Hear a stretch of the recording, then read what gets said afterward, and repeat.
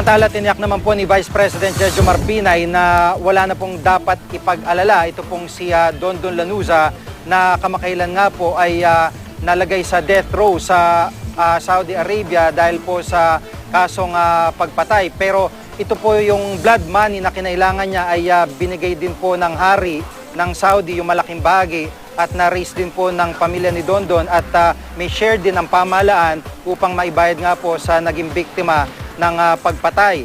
Dahil kamakailan nga po si Dondon ay nananawagan po sa social media na pabilisin ang proseso nang siya po ay mapalaya na ng tuluyan dahil kung tutuusin nga po ay tapos na ang kanyang kaso at 13 taon po siya na nakulong dito sa Saudi.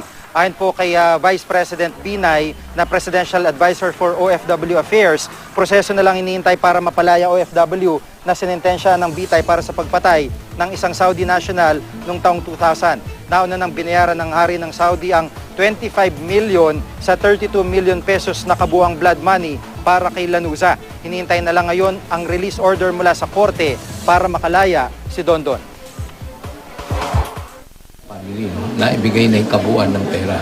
So, ilayatan natitira na lamang doon yung akto ng husgado na sapagkat nabayaran na yung blood debt, yung palayain na siya.